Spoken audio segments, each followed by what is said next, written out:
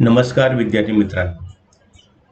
मी श्री पाटील लक्ष्मण विश्वनाथ, सुवेसोचे माध्यमिक विद्यालय कळंबोली, इयत्ता 8वी, विषय गणित. आज तुम्हाला मी गणितामधील प्रकरण तिसरे जे आहे ते आज शिकवणार आहे. प्रकरणाचं नाव आहे घातांक व घनमूळ. या प्रकरणामध्ये आपण काय काय शिकणार आहोत, तर आपण घातांकाचे जे नियम आहेत ते शिकणार आहोत आणि घातांक व घनमूळ हे आपण देखील शिकणार आहोत. परंतु याच्या अगोदर आपण याचे जे नियम आहेत ते आपण सर्व 5वी 6वी 7वी पर्यंत शिकले आहोत. त्याची उजळणी आपण आज इथं करणार आहोत. या स्क्रीनवर तुम्हाला दिसतंय की 2 गुणिले 2 गुणिले 2 गुणिले 2 गुणिले 2 म्हणजे किती वेळेस गुणाकार केलाय? 2चा 1 2 3 4 आणि 5 इतके वेळेस गुणाकार केलेला आहे.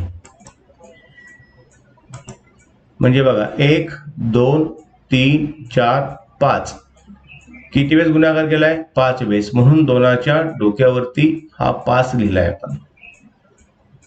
म्हणजे या ठिकाणी घातांक किती आला?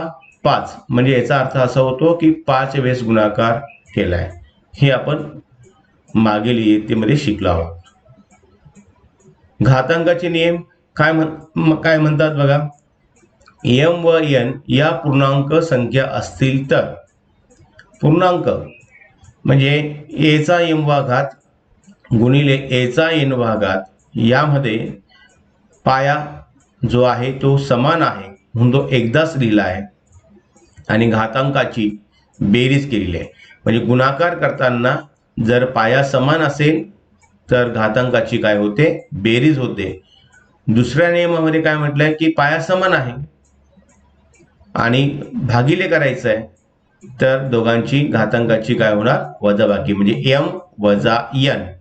हा नियम आपल्याला माहिती आहे की आपण आता पाहतोय.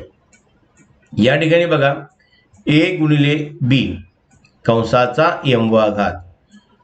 जर a गुणिले b असेल म्हणजे पाया वेगवेगळा आहे परंतु घातांक दोघांचा घातांक म्हणजे कंसाचा घातांक m वा घात आहे. तर आपण a चा पण m वा घात करू शकतो आणि गुणिले b चा पण m वा घात करू शकतो. म्हणजे हा जो m आहे हा a च्या डोक्यावर पण देऊ शकतो आणि m जो आहे तो b च्या डोक्यावर पण देऊ शकतो. चौथा नियम जो आहे तर a चा 0वा घात बरोबर 1. म्हणजे a चा जर 0वा जर घात असेल त्याचं उत्तर 1 असणार आहे. 5 नंबरचा नियम जो आहे a चा वजा m वा घात. जर m वा घात असेल तर तो आपण 1 छेद a चा m वा घात करायचा असेल. म्हणजे वजा असेल तर तो काय होणार? अधिक धन होणार आणि इथं जर धन असेल तर हा ऋण होणार. 6वा नियम a चा m वा घात चा n वा घात. म्हणजे घाताचा घात जर असेल तर या दोघांमध्ये गुणाकार होतो. म्हणजे a चा mn वा घात असं त्याला म्हणतात. 7वा नियम a भागिले b कंसाचा m वा घात बरोबर a चा m वा घात भागिले b चा m वा घात. जसं आपण या ठिकाणी केलंय सेम या ठिकाणी करायचं आहे, काही बदल नाही करायचा आहे. म्हणजे a चा पण m वा घात होणार आणि b चा पण m वा घात होणार. आता या ठिकाणी बघा कितवा नियम? 8वा नियम. तर वजा असेल घातांक तर या ठिकाणी आपण काय केलं? तो खाली आणला. तसं या ठिकाणी सुद्धा हा खाली आणू शकतो परंतु तो खाली आणताना परत व्यस्त होतो. म्हणजे हा b वर जाणार, b चा m वा घात आणि a चा m वा घात. म्हणजे b भागिले a कंसाचा m वा घात म्हणजे काय होतो? व्यस्त होतो. हे आपण काय पाहिले? घातांकाचे नियम m व n या पूर्णांक संख्या असतील तर त्यासाठी हे किती नियम पाहिले आपण? 8 नियम पाहिले. आता काही उदाहरणं तुम्हाला दिलेली आहेत. घातांकाचे नियम वापरून खालील उदाहरणातील चौकटीत योग्य संख्या लिहा. तर जे आपण नियम पाहिले ते नियम या ठिकाणी लागू करायचे आहे.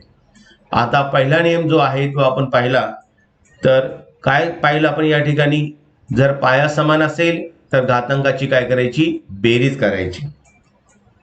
तर बेरीज करायची आपण, तर त्याचं उत्तर हे बघा या ठिकाणी मी दाखवलंय. या ठिकाणी 5 आणि हे 2, 5 आणि 2 7. म्हणजे हा जो मागचा जो तक्ता आहे तोच तक्ता मी म्हणजे पुढे घेतलेले, हेच उदाहरणं मी या ठिकाणी घेतलेली आहेत. म्हणजे काय केलंय की 5 आणि 2 यांची काय केली आहे, बेरीज केलेली. दुसऱ्या उदाहरणामध्ये भागिले भागाकार आहे, तर या ठिकाणी या दोघांची काय होणार, वजाबाकी. म्हणजे 7 वजा 9 अशी या ठिकाणी वजाबाकी होते. या ठिकाणी वजाबाकी होते म्हणजे 7तून वजा 9 गेले तर उत्तर वजा 2 येईल. कारण की 9 ही संख्या मोठी आहे म्हणून त्याचं उत्तर वजा 2 येईल. या ठिकाणी पहा, घाताचा घात म्हणजे हा घात आहे, 3चा चौथा घात आहे आणि त्याचा परत हा घात आहे. या दोघांची काय होते, या ठिकाणी गुणाकार होतोय दोघांचा. 4 गुणिले 5 या दोघांचा गुणाकार होतोय. म्हणजे 4 पंचे 20 असा गुणाकार होतोय. आणि या चौथ्या उदाहरणामध्ये पूर्ण घातांक आहे, 5चा वजा 3 घात आहे, तर तो धन होईल. म्हणजे तो 1/5चा तिसरा घात होईल. 5चा शून्यवा घात म्हणजे उत्तर 1 असतो नेहमी. म्हणजे इथं 100चा जर शून्यवा घात असेल तरी उत्तर 1. इथे कोणतीही संख्या असू द्या, 1,00,000 जरी असेल तरी 7,000 असतील तरी सुद्धा शून्यवा घात असताना उत्तर किती येणार, 1. 5चा 1वा घात तर उत्तर 5च येणार. समजा 3चा 1वा घात असेल उत्तर 3 येणार. इथं 5चा 1 घात दिलाय, उत्तर 5 येणार. या ठिकाणी 5 गुणिले 7 कंसाचा दुसरा घात, तर हा 2 या ठिकाणी द्यायचा आहे. मागच्या वेळेस आपण पाहिलंय या ठिकाणी हा बघा, हे जे दाखवलंय तेच आपण इथं पाहतोय.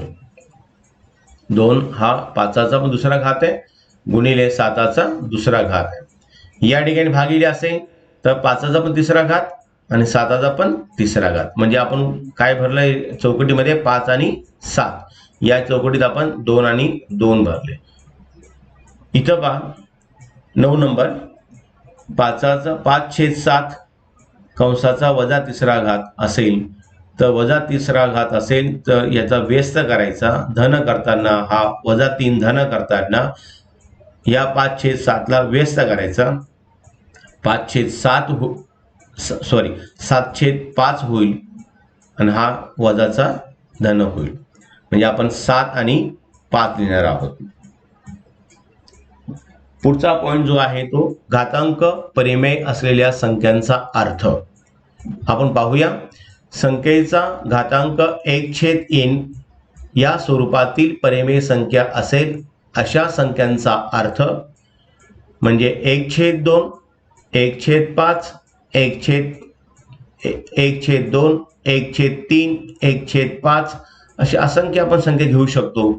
आणि 1/n इथपर्यंत आपण घेऊ शकतो. मध्ये भरपूर संख्या येणार. म्हणजे याचा अर्थ असा होतो की याच्या पुढे आपण त्या संख्या घेऊ शकतो. या रूपातील परिमेय संख्या असेल तर त्या संख्येचा अर्थ आपण पाहणार आहोत. एखाद्या संख्येचा वर्ग दाखवण्यासाठी तिचा घातांक 2 लिहितात, म्हणजे डोक्यावर 2 लिहितात. आणि संख्येचे वर्गमूळ दाखवण्यासाठी तिचा घातांक 1/2 लिहितात. म्हणजे घातांक लिहिताना 2 आणि वर्गमूळ लिहिताना 1/2 लिहितात. उदाहरणार्थ पाहूया आपण. 25चे वर्गमूळसाठी हे चिन्ह दिलं आहे, कर्णी. 9वीला तुम्हाला येणार आहे कर्णी चिन्ह किंवा वर्गमूळ. हे कर्णी चिन्ह वापरून आपण असं 25चं वर्गमूळ असं पण लिहू शकतो. किंवा घातांक वापरून जर लिहायचं असेल तर घातांक वापरून ते सुद्धा आपण लिहू शकतो. वर्गमूळ लिहिताना 1/2 करायचं असतो. म्हणजेच आपण या स्वरूपात हे जे आहे ते या स्वरूपात लिहू शकतो किंवा हे असेल तर या स्वरूपात लिहू शकतो. याच्यामध्ये बघा, या कर्णी चिन्हामध्ये इथं जो असतो तो 2 असतो आणि 2 लिहिण्याची पद्धत नाही आहे. समजायचं आपण की या ठिकाणी 2 आहे म्हणजे 1/2. साधारणपणे a या संख्येचा वर्ग a वर्ग असा लिहितात. तर ए चे वर्गमूळ जर लिहायचे असेल, तुम्हाला बोललो मी इथं 2 असतो, वर्गमूळ लिहिताना इथं किती असतो? 2 असतो. बघा हा 2 आला. हे कसं लिहू शकतो आपण? या स्वरूपामध्ये. हे घातांक स्वरूपात लिहायचे असेल तर आपण वर्गमुळात ए किंवा ए चा 1/2 वे घात किंवा ए चा 1/2 वा घात असं आपण लिहिणार आहोत. याचप्रमाणे ए या संख्येचा घन लिहायचा असेल 3 वरती असं लिहितात, म्हणजे ए चा 3रा घात. तर ए चे घनमूळ इथं वर्गमूळ होतं, या ठिकाणी घनमूळ आहे, तर 2 ऐवजी किती येणार? 3 येणार.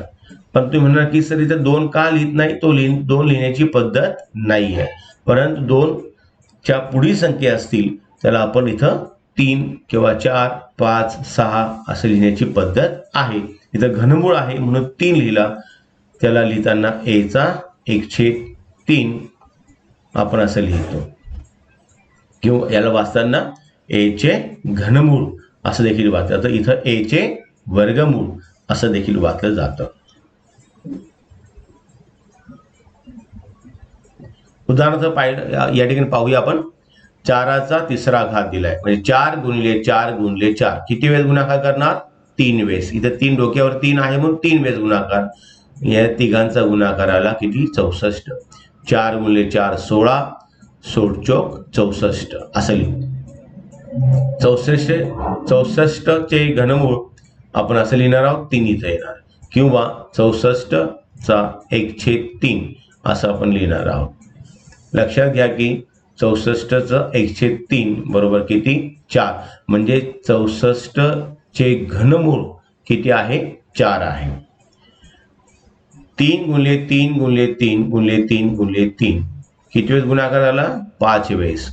3चा 5 वेळेस गुणाकार, म्हणजे 3च्या डोक्यावरती किती लिहिला आपण? 5. 3चा 5वा घात म्हणजे किती उत्तर आलं? याच तिघा म्हणजे 5 वेळेस गुणाकार, यांचा गुणाकार किती आला? 243. म्हणजे 3चा 5वा घात, 3चा 5वा घात किती आहे? 243 आहे. या उलट आता मूळ काढायचं आहे. आपण या ठिकाणी घात पाहिला, आपण आता मूळ काढायचं आहे.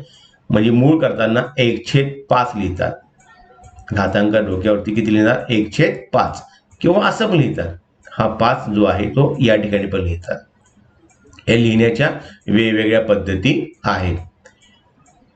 म्हणजे बघा 243 कितवा घात आहे? 1/5. म्हणजेच काय? वाचताना आपण 243 चे 5वे मूळ किती उत्तर येणार? 3. हे बघा 243 चे 5वे मूळ फक्त 3 लिहायचं आहे. सामान्यपणे ए चे एनवे मूळ, मूळ शब्द जर असेल तो 1 असं लिहितात, एन लिहितात. 5वे मूळ इथे 5 लिहितात, 1/5 लिहितात. 6वे मूळ 1/6 लिहितात. इथं बघा उदाहरणार्थ 128 चे 7वे मूळ वाचताना आपण कसं वाचणार आहोत? 128 चे 7वे मूळ. 900 चे 12वे मूळ. लक्षात घ्या की 10 चे कितवे मूळ? 5वे मूळ. जर x संख्या असेल तर x चा 5वा घात बरोबर किती उत्तर येणार? 10 त्याचं उत्तर येणार. आता आपण सराव संच पाहणार आहोत. 3.1 घातांक वापरून पुढील संख्या लिहा. घातांक वापरून लिहायचा. हे मागच्या वेळेस तुम्हाला मी घातांक वाचून सुद्धा वाचलं होतं बघा. 64 चे 1/3 घात असं आपण वाचू शकतो आपण याला.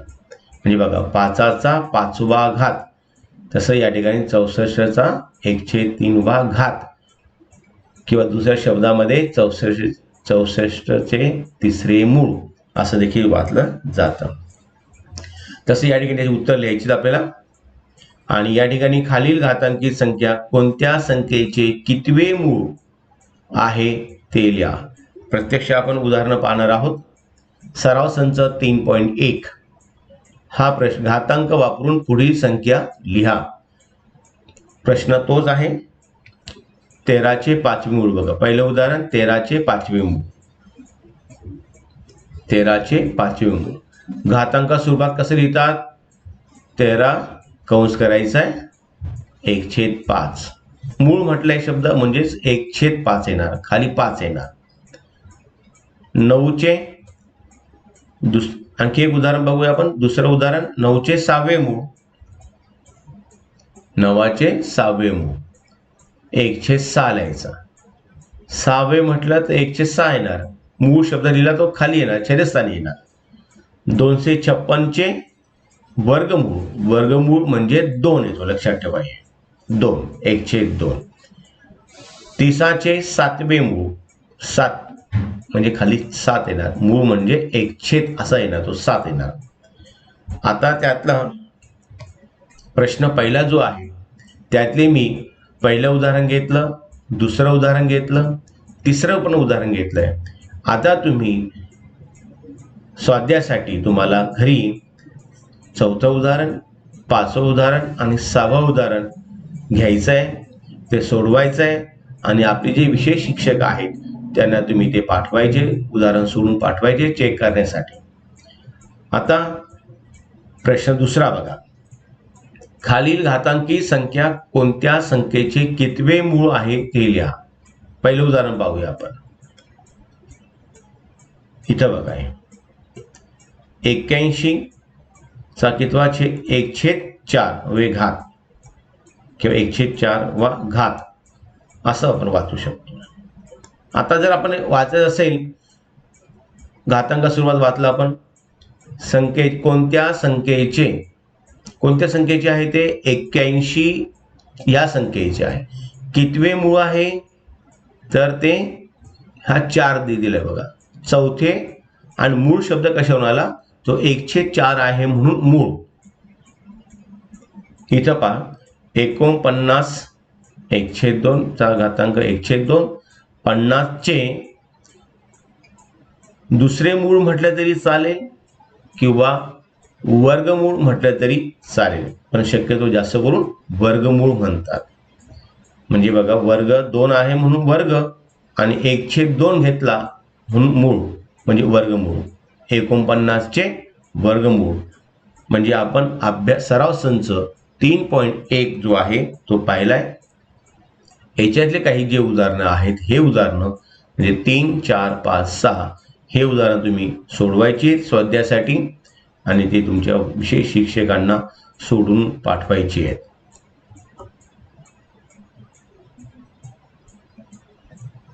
पुढचा बघा. आता पहिलं आपण पाहिलं, म्हणजे पहिलं काय पाहिलं आपण? हा नियम पाहिला बघा. हा नियम पाहिला, बरोबर आहे. म्हणजे संख्येचा घातांक 1/n या रूपातील परिमेय संख्या असेल अशा संख्यांचा अर्थ. आता दुसरा प्रकार बघा. संख्येचा घातांक m/n या रूपातील परिमेय संख्या असेल अशा संख्यांचा अर्थ. आपल्याला माहित आहे की 8चा दुसरा घात 64 आहे. 64चे घनमूळ किती आहे? 1/3. आपण असं घातांका स्वरूपात दिलंय. म्हणजे आपण कसं याला कसं लिहू शकतो आपण? या 64 कोणाचा वर्ग येतो? तो 8चा वर्ग आहे. म्हणजे याची फोड आपण अशी केलेली आहे, या 64 आणि 8चा वर्ग या दोघांमध्ये काही बदल नाही, अर्थ दोघांचा सेम आहे, फक्त लिहिण्याची पद्धत वेगळी केली आहे. इथे 64 लिहिलाय, इथं 8चा वर्ग केलाय. 8चा वर्ग तुम्हाला सर्वांना माहिती आहे की किती असतो? 64 असतो. म्हणजे ह्या स्वरूपात लिहिलाय आणि परत कंसाचा 1/3 घातांक बरोबर किती? 4. 4 कसा आला तर आपण पाहूया. 8च्या वर्गाचे घनमूळ 4 म्हणजे 8चं घनमूळ किती? 4. तसे 8चे घनमूळ किती? 2. ऍक्च्युअल 8चं घनमूळ जर पाहिलं आपण, म्हणजे या ठिकाणी काय म्हटले? 8च्या वर्गाचे घनमूळ. 8चे वर्गाचे म्हणजे किती? 64 आला. आणि 64चं जे घनमूळ म्हणजे किती आलं उत्तर? 4 आला. हे तुम्हाला एक माहिती असेल की 8चा वर्ग म्हणजे किती? 64. याचा अर्थ आणि हा याचा अर्थ सेम आहे. 8चा वर्ग म्हणजे किती 64 म्हणजे 8च्या वर्गाचे म्हणजे किती वर्गाचे 64चे इथं 3 दिलाय म्हणजे घनमूळ उत्तर किती येणार 4 येणार. 8चे घनमूळ उलट लिहिलंय आता हा 3 इकडे घेतलाय हा 2 इथे घेतलाय. आपला जो नियम होता घाताचा घात या ठिकाणी घाताचा घात म्हणजे बघा या ठिकाणी तुम्हाला एक नियम दाखवला तर मी हा बघा हा नियम बघा एचा एमवा घात परत एनचा कंसाचा एनवा घात म्हणजे घाताचा घात असेल तर दोघांमध्ये काय होतो गुणाकार होतो. म्हणजे एन अगोदर इकडे घेतला काय आणि एम इथं घेतला काय या दोघांमध्ये काही फरक होत नाही. म्हणजे क्रम जरी बदलला तरी सुद्धा गुणाकार तोच येणार. उदाहरणार्थ समजा 5 गुणिले 6 असेल तर 30च येणार आणि 6 गुणिले 5 असेल तरी उत्तर किती येणार 30च येणार. म्हणजे गुणाकारामध्ये काही बदल होत नाही. म्हणजे आपण या ठिकाणी हा जो घेतला आपण हा इथं घ्यायचा 2 इथं घेतला तरी काही बदल होत नाही. म्हणजे असं बघा म्हणजे कसं वाचणार तुम्ही 8च्या घनमुळाचा वर्ग 8च्या घनमुळाचा वर्ग किती येणार 8चं घनमूळ किती 8चं बघा पहिले याचं उत्तर काढूया फक्त याचं उत्तर 8चं घनमूळ किती फक्त 2 आणि त्याचा वर्ग हा 2 हा बघा 2 डोक्यावर लिहिलाय हा 2 कुठून आलाय की याचं उत्तर आहे 8चं घनमूळ याचं उत्तर किती 2 कारण 8चं म्हणजे 2 गुणिले 2 गुणिले 2 3 वेळेस गुणाकार आहे मग 3 वेळेस म्हणजे या ठिकाणी उत्तर किती आहे ना 8चं घनमूळ किती 2 आणि हा डोक्यावरती परत आणखी 2 म्हणजे घातांक 2चा वर्ग किती 4 म्हणजे याचं पण उत्तर किती आलं याचं उत्तर 4 येतं याचं पण उत्तर किती आलं 4 आलं. म्हणजेच काय या ठिकाणी याचा अर्थ आणि याचा अर्थ म्हणजे जरी क्रम बदलला आपण हा 1/3 घेतला 2 इकडे घेतला तरी काही बदल होत नाही दोघांचं उत्तर सेम येतं. म्हणजे 1 आणि 2 वरून काय लक्षात आलं तुमच्या या ठिकाणी एमचा एनवा घात हा नियम या ठिकाणी लागू होतो. या दोघांचं उत्तर सेम येतं म्हणजे तुम्ही 2 8चा दुसरा घात चे तिसरे मूळ 8चे तिसरे मूळ आणि कंसाचा दुसरा घात तर याचं उत्तर किती 2/8चा 2/3 असा आपण घातांक लिहू शकतो. यावरून या संख्येचा अर्थ 2 प्रकारे लावता येतो. म्हणजे कसं वाचणार तुम्ही याला 8च्या वर्गाचे घनमूळ कसं वाचणार बघायचं 8च्या वर्गाचे घनमूळ या ठिकाणी कसं वाचणार 8च्या पहिले हे वाचायचं घनमुळाचा वर्ग 8च्या घनमुळाचा वर्ग म्हणजे 2 पद्धतीने वाचू शकतो आपण याला 2 पद्धतीने लिहिता येतं तसं 2 पद्धतीने वाचता देखील येतं त्याला किंवा त्याचा अर्थ 2 पद्धतीने सांगता येईल. लक्षात आलं. आता या ठिकाणी फक्त तुम्हाला हे दिलं नाही समजा आता फक्त एवढंच दिलंय तुम्हाला कसं वाचणार 8च्या वर्गाचे पहिले 2 वरती जो असेल तो घ्यायचा वर्गाचे घनमूळ इथे कसं असं जर दिलं असेल तुम्ही एखादा मुलगा असं म्हणेल की 8च्या घनमुळाचा वर्ग म्हणजे पहिले 3 घेणार घनमूळ म्हणणार तो आणि वर्ग म्हणणार तरी चालेल. आता बघा इथं वाचताना कसं वाचलंय बघा हे लिहिताना असं लिहू शकतो आपण हा 4 मध्ये आणू शकतो 27चा चौथा घात दिले आणि हे 5वे मूळ दिले म्हणजे कसं वाचणार आपण 27च्या चौथ्या म्हणजे पहिले 4 म्हणायचं म्हणजे चौथ्या घात इथं हा घात आहे घाताचे हे 5वे मूळ. आता बघा इथं उलट केलंय हा मध्ये घेतलाय 4 बाहेर घेतलेला आहे कसं वाचणार 27च्या 5व्या मुळाचा पहिले मूळ दिलंय कितवा घात आहे 4था घात असं 2 पद्धतीने वाचू शकतो. पण या ठिकाणी हे आपल्याला सेम दिलेलं आहे हे जे आपण पाहिलं तर याचा हा नियम तयार केलेला आहे. त्यासाठी तुम्हाला सराव संच दिलेला आहे. किती? 3.2. हा 3.2 मध्ये सराव संचामध्ये कसं येणार बघा. आता या ठिकाणी कसं वाचून दाखवले बघा. 225च्या वर्गमुळाचा घन, पहिले वर्गमूळ घेतलेला आहे, पहिले दोनचा उल्लेख केला आहे. हे दोन काय? वर्गमूळ आहे. वर्गमुळाचा घन म्हणजे कितव्या मुळाचा म्हणजे शब्द दिलाय, कितव्या मुळाचा म्हणजे वर्गमुळाचा म्हटलं. आणि या ठिकाणी कितव्या घाताचा म्हणजे घात पहिले घेणार आपण 3 घेणार. 225च्या घनाचे म्हणजे पहिले 3 घ्यायला सांगितलंय कारण घात शब्द दिलाय. घनाचे वर्गमूळ, कितवे मूळ? दुसरे मूळ. या ठिकाणी कोणत्या मुळाचा? दुसऱ्या मुळाचा किंवा वर्गमुळाचा. कितवा घात आहे? तिसरा आहे. आपण आता प्रत्यक्ष उदाहरण पाहूया. दुसरं उदाहरण पाहूया. यामध्ये बघा 45 दिलाय. कितव्या मुळाचा?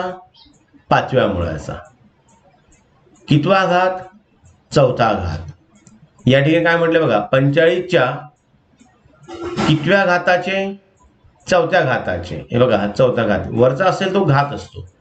घाताचे कितवे मूळ आहे? 5वे मूळ. 5वे मूळ. या ठिकाणी तुम्ही हे उदाहरण घरी सोडवायचं आहे.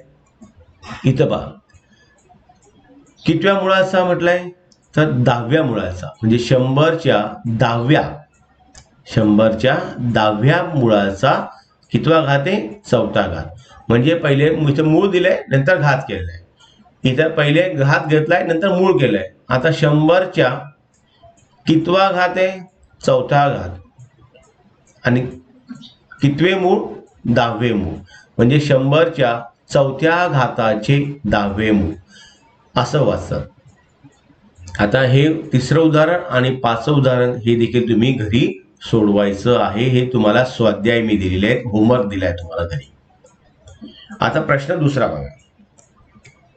काय दिले तुम्हाला? परिमेय घातांक रूपात व्यक्त करा. घातांक मग ह्या स्वरूपात व्यक्त करायचं. आता याच्यावरून असं उलट जायचं आपण. आता 121च्या 5व्या घाताचे वर्गमूळ. 5व्या घाताचे म्हणजे डोक्यावर किती लिहिणार? 5 लिहिणार. आणि परत कंस करून किती लिहिणार? वर्गमूळ लिहिणार. म्हणजे असं बघा. आता